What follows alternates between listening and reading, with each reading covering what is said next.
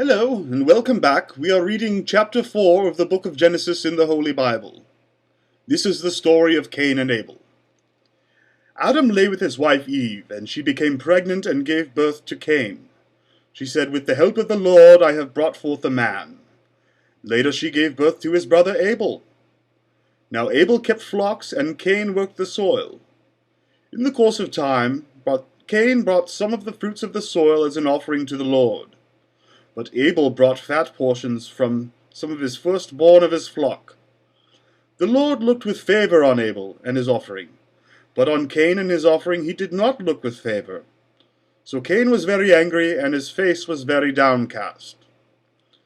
Then the Lord said to Cain, "Why are you angry? Why is your face downcast?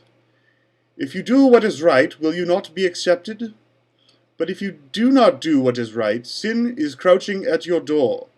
It desires to have you, but you must master it." Now Cain said to his brother Abel, "Let's go out into the field." And while they were there in the field, Cain attacked his brother Abel and killed him. Then the Lord said to Cain, "Where is your brother Abel?" "I don't know," replied Cain. Am I my brother's keeper?"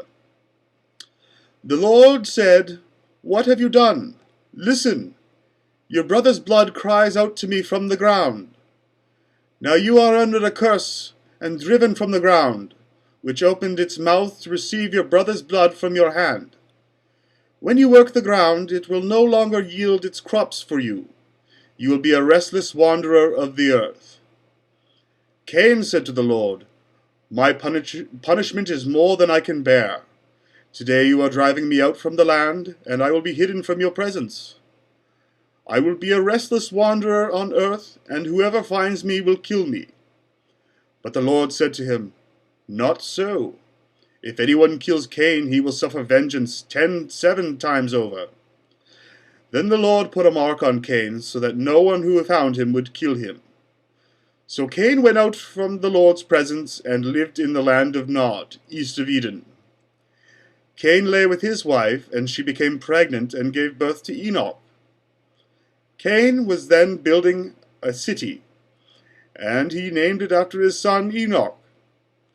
Now Enoch was born Irad, and Irad was the father of Mehujael, was the father of Methuselah, and Methuselah was the father of Lamech.